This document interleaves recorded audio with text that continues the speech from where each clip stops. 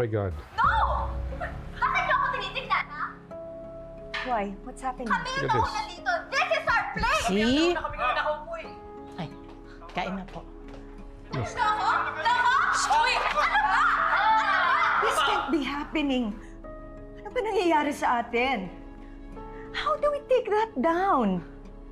That would be impossible, Mom.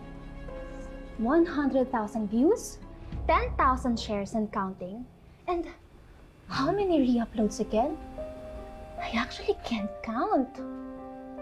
The power of the influencer that your daughter is. At okay lang sa'yo to?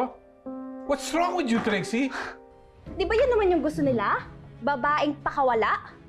Then so be it! I won't let that happen! Next season ka na naman pupunta! Busog ako, Mom. I just had another happy family moment for breakfast. Mayor, please, save our daughter from this mess.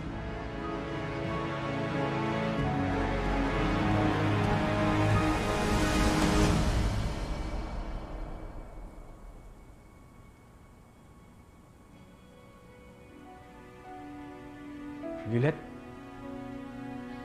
Anong ginagawa mo dito? Ba't may mga bandage ka sa kamay? Ano nangyari sa'yo?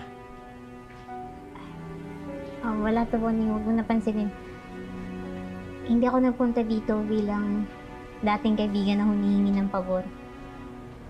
Dito ako bilang isang abogado na humihingi ng tulong sa kapwa-abogadong nangako noon na paiiralin ng hustisya.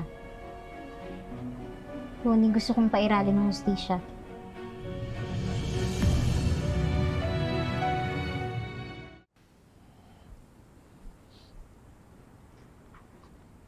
Ito yung mga landmark rape-related cases namin. Sana makatulong sa kasong hinahawakan mo. Makakatulong ng mga to, Bonnie. Pag-aaralan ko kung paano natatalo at nananalo sa mga ganitong klase ng kaso. Talaga bang napano yung mga braso mo? Okay ka lang? May nangyari lang kasi, pero okay naman ako. Okay. Ayaw mo sabihin sa akin? Bakit?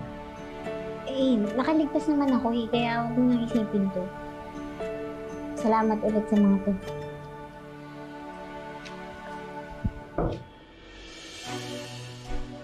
And what are you even doing here? Hindi ko naman in-expect na may bisita ka ganito kaaga. Sana sinabihan mo man lang ako, babe, para nakapaghanda ako. At sana nagpa-late ako at umabsent na lang para magka-moment kayo.